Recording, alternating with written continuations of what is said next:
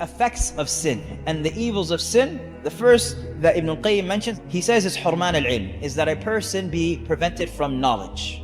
That a person be prevented from knowledge, because he says knowledge is a light that Allah Azza wa Jal casts into a person's heart. Many times we think knowledge is just memorizing a lot. If I read a lot of books and I memorize a lot of information, then that's what knowledge is. But knowledge is really a light that Allah Azza wa Jal casts into the heart of His believing slaves, that illuminates for them that which confuses other people. It is something that gives them insight at a time when people have no sight. Imam Malik, to this effect, when Imam al-Shafi'i came and approached Imam Malik, and Imam al-Shafi'i was much younger than Imam Malik. Imam Malik passed away in 179 and Imam al-Shafi'i passed away in 204. But nonetheless, Imam Malik notices the uncanny intelligence and the brilliance of this young man. And so he says to him, إِنِّي أَرَى اللَّهَ قَدْ أَلْقَى عَلَى قَلْبِكَ نُورًا. He says, I see that Allah Azza wa Jal has cast in your heart a light. So do not darken that light, بِظُلْمَةِ الْمَعْصِيَةِ. Do not darken it with the darkness of sin. And so protecting the light that we have, that insight, that inner light that illuminates us, we have to guard our sins. We have to guard our sins. And hence also Imam al-Shafi'i, he codified in famous poetry. Imam al-Shafi'i was known as being someone who had photographic memory, and he would memorize pages even as he would look at them. And so the story goes that he had been walking in the street and he happened to see a woman's ankle uncovered by the wind. Just happened to see and glance at an ankle. And then he noticed that his memory had gotten weak. And so now you understand why we can't memorize anything. We go outside and we forget a juz of the Quran as soon as we step outside. Imam al-Shafi'i sees an ankle and but also it shows you the sensitivity of the Imam, that he recognizes just the slightest difference in his capacity. And so Imam al-Shafi'i complains to his teacher Waki', and he says, he codified this in verse, he says, شَكَوْتُ إِلَى وَكِيعَ سُوءَ حِفْظِي فَأَرْشَدَنِي إِلَى تَرْكِ الْمَعَاصِي. He said, I complained to Waki' about how bad my memory was, and he guided me to the leaving of sins. And he told me that this ilm is nuru, nurullahi la yu'ta li'asi, and the light of Allah Azza wa Jal is not given to a sinner. And so the first effect of sin is the loss of knowledge. That's number one. Number two, he says, and of it is that a person miss out on their rizq, miss out of their provision. There's a beautiful hadith in which the Prophet ﷺ, he says, Inna ruh al-Qudus nafatha fi ru'i. The Prophet ﷺ says that the Holy Spirit cast into my essence that no soul shall pass until it has completed its rizq and its ajal. No, none of us will check out of this earth until we've completed two things. We've gotten all of the rizq that's due to us. And rizq is a more expansive term than simply money. It's not just how much money you're going to make. It's everything that Allah Azza wa Jalla will provide you, and your ajal, your lifespan. You are going to get what was written for you. You're not going to miss out on any of it. So then what are you required to do? What is the prophetic instruction? The Prophet ﷺ says, فَاتَّقُوا اللَّهِ وَأَجْمِلُوا فِي الطَّلَبِ. He says, then have taqwa of Allah and seek all of that out beautifully. And do not let the delay of your rizq make you seek it out in what Allah Azza wa Jal has prohibited. فَمَا عِنْدَ اللَّهِ لَا يُنَالُ إِلَّا بِطَاعَتِهِ. Because what is with Allah Azza wa Jal cannot be acquired except through His obedience. And so the second effect of sin is that a person be prevented from the rizq.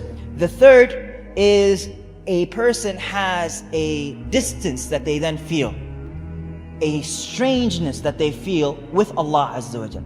They no longer are comforted by being in the presence of Allah Azza wa Jal. They don't feel that sweetness in their prayer anymore. They're committing sins, and every time they commit sins, they feel more distant. They feel that they are uncomfortable. They're listening to the Quran and they can listen to music for hours and hours and hours on end, and it is pleasure after pleasure. And then you turn on the Quran in the car and they're like, can we just talk for a second? Can we just have a conversation? They can't find the ability. It's like when a person's dragging their nails on a chalkboard. Some people cannot listen to the Quran. Well, what has distanced you from Allah Azza wa Jal so much? There's a beautiful question that if you ever find yourself distant from Allah, then ask yourself the question, which one of you moved? Because we only go distant from Allah. If you take a step towards Allah, He takes multiple towards you. If you hasten to Allah, Allah races towards you. And so a person, of the effects of sin is that a person feels distance from Allah Azza wa Jal. And the fourth is that a person feels distance not from Allah Azza wa Jal only, but from the righteous. Sometimes I feel like the righteous are too righteous for my heart. so I avoid them like I avoid the devils in the dark. But those that sit all day without even a spark of taqwa are equally painful to an aching heart. So who can I befriend? In the end, it's a lonely paradox. At times it's better to be alone hearing the ticking of the clock, but the sheep that travels alone is in danger of the fox. So we pray for safe passage, knowing of the danger in which we walk. That a person feels distant from the people, and also that they notice that the people are distant from them. Abdullah ibn Mas'ud, he says, احذر أن تلعنك قلوب المؤمنين وأنت لا تشعر. Beware that the hearts of the believers curse you, hate you, while you are unaware. The people said, well, how could that be? He said, تخلو بمحارم الله فيلقي الله بغضك في قلوب المؤمنين. He says, you commit that which Allah Azza wa Jal has prohibited in seclusion, and so Allah Azza wa Jal casts aversion towards you in the hearts of the believers. There are some people that you meet and everybody just loves them. You just love that person. You have no idea, right? Allah Azza wa Jal has just written this qabool for that person in your heart. And that inshallah is an indication of that person's being loved by Allah Azza wa Jal and loved by Jibreel and loved by the angels. And there are some people who you just don't like them. And even though they talk beautifully, and even though they do all of these things, all of those check marks are there, you find that the people just aren't responding to you. Then one of the things, not necessarily the case, but one of the things that a person has to do is make sure that their relationship with Allah Azza wa Jal is strong. That your number one audience is always Allah. Your number one, the one who you make sure that you are always pleasing is Allah Azza wa Jal. And also of the effects of sins, and this is number 5, is that things become difficult for you. Because Allah Azza wa Jal says that whoever fears Him, يَجْعَلْ لَهُ مِنْ أَمْرِهِ يُسْرًا, that Allah Azza wa Jal will make their affairs easy. And so if a person does not fear Allah Azza wa Jal, what is understood is that that person will not have their affairs facilitated. That person will not have everything made easy for them. And so of the effects of sin is that you find doors closed where they should have been opened, or where you would have hoped that they be opened. You know, the Prophet ﷺ tells us the story of the man in the hadith of Abu Hurairah, where the Prophet ﷺ tells us of a man who had been traveling, and he was ashhath aghbar yamuddu yadayhi ila as-sama' ya Rab, ya Rab. This man was dusty and disheveled and broken, and he was extending his hands towards the sky, and he was saying, Ya Rab, Ya Rab. Now this is a person whose dua should have been accepted. They are a traveler, and their heart is broken. They are completely connected to Allah. They have no hope in anything else in that moment. They are dusty and they're disheveled, and they are calling upon Allah by His attribute of being the facilitator and the maintainer and the Lord. But the Prophet ﷺ says, وَمَطْعَمُهُ haram. His food was haram. His drink was haram. His clothes were haram. Nourished by haram. فَأَنَّا يُسْتَجَابَ لَهُ. How can this person's dua be accepted? Isn't that all of the effects of sins? And so, of the effects of sins is that affairs become difficult for you. Also, number 6 is that al-ma'asi tuhin al-qalb wal-badan. That ma'asi, sins, weaken a person's ability, their heart, and their bodies, their physical bodies. You know, a beautiful story is Ali ibn Abi Talib radiallahu anhu with Fatima radiallahu anha. And Ali radiallahu anhu was telling Fatima that, you know, they were both, Fatima had been grinding barley until her hands had become calloused, and Ali ibn Abi Talib had been carrying water until his back hurt him. And so he told them, they're having a conversation amongst themselves, and Ali radiallahu anhu says to Fatima, he says that the Prophet sallallahu alayhi wasallam had been given some servants, go and ask the Prophet sallallahu alayhi wasallam for a servant. And we all know who Fatima radiallahu anha is to Rasulullah sallallahu alayhi wasallam. She's daddy's little girl. And she goes to the Prophet sallallahu alayhi wasallam, and the Prophet sallallahu alayhi wasallam would stand up, and he would sit her where he was seated sallallahu alayhi wasallam. And yet Fatima is asking the Prophet sallallahu alayhi wasallam for a servant, and he says to her, no, I'm not going to give you a servant and leave Ahlus Sufa. That's not going to happen. I'm not going to give you a resource, even though you are my daughter, that I cannot provide to every citizen of the Muslim state. And she goes back home, and Ali radiallahu anhu continues, and he says that they came, the Prophet ﷺ entreated entrance, sought permission, and he stood in between them as they were laying down, and he felt the coldness of his feet.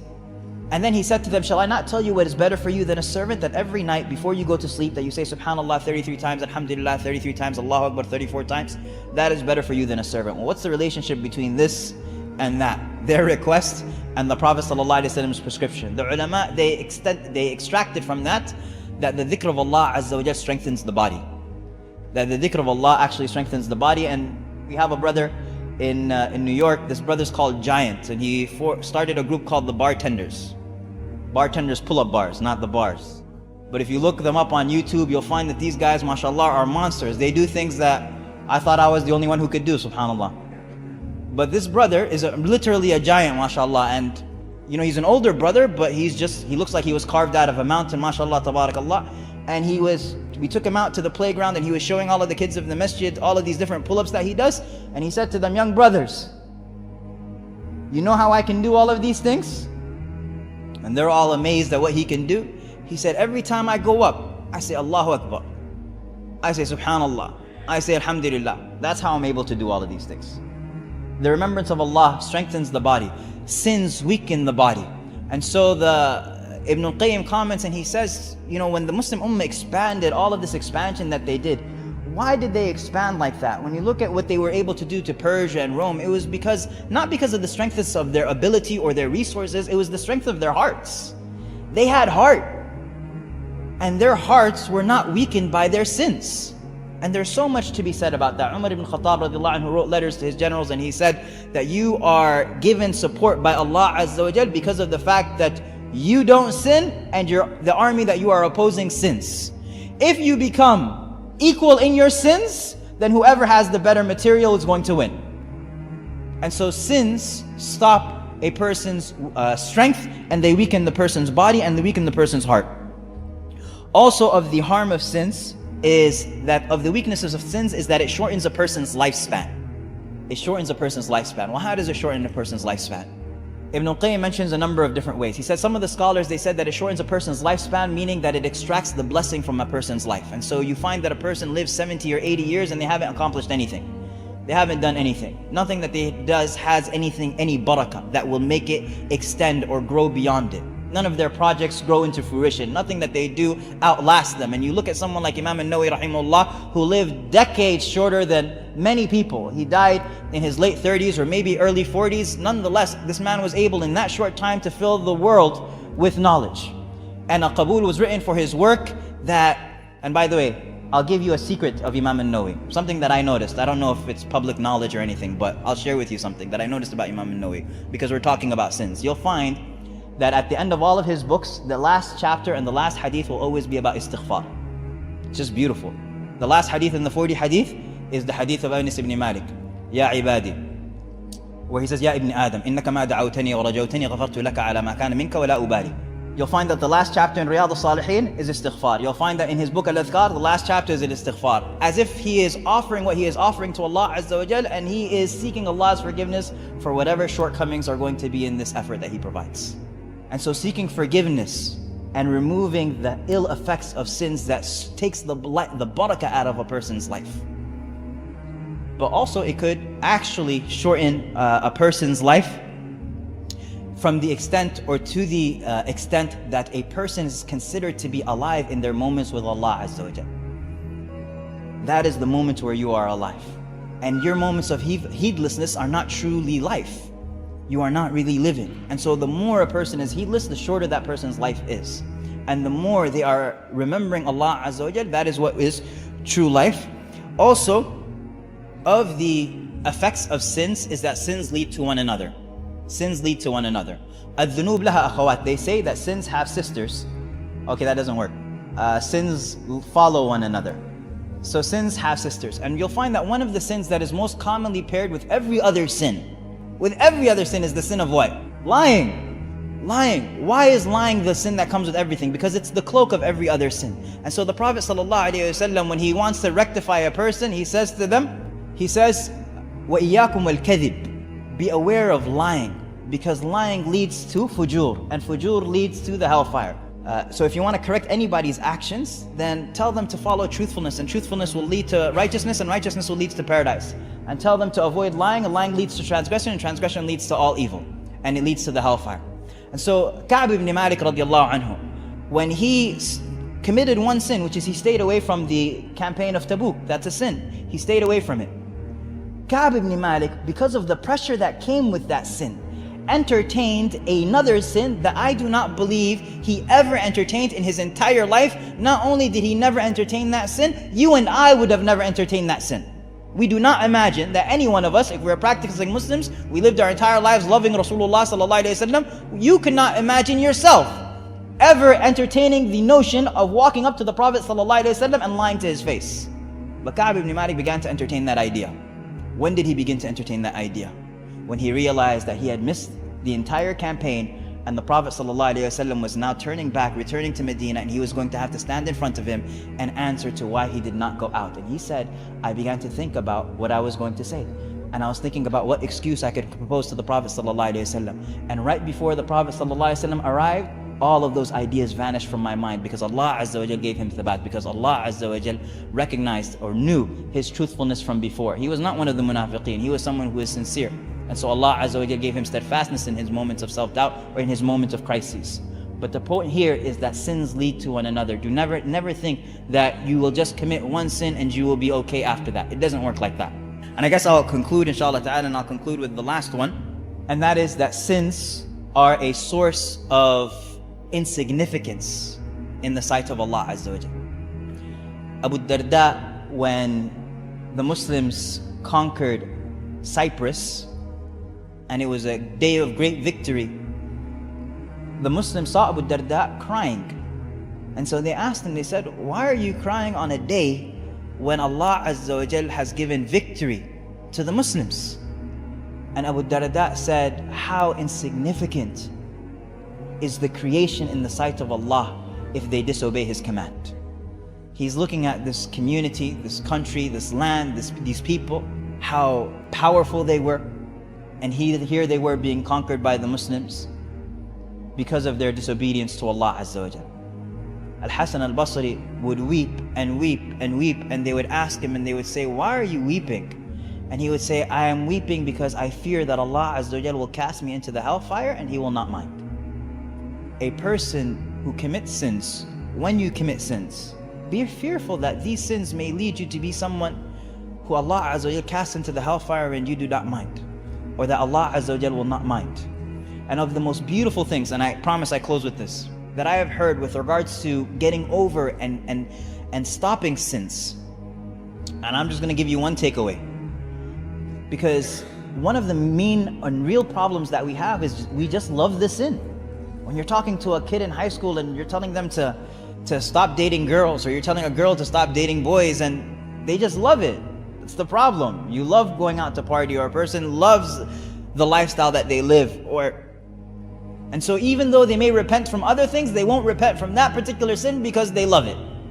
And one of my teachers, he said that once he was going to Hajj, and one of the people in his musalla, he said to him, Shaykh, make dua for me that Allah Azza wa Jal rectifies all my sins. And he said, Shaykh, inshallah. And then as he was leaving, he said, Shaykh, except for one. And he said, the Shaykh said, he was joking, but I felt that he was serious. And he said, he was commenting to me about this. He said, do you know something that you should say if you feel that you have a sin that you love? Say, Allahumma habib ilayna al-iman wa zayyinhu fi qulubina wa karrih ilayna al-kufra wal-fusuqa wal-isyan. Make that your daily devotional, that you say all of the time, Oh Allah, make iman beloved to us, and beautify it in our hearts, and make hated for me kufr, disbelief, and fusuq, transgression, and disobedience.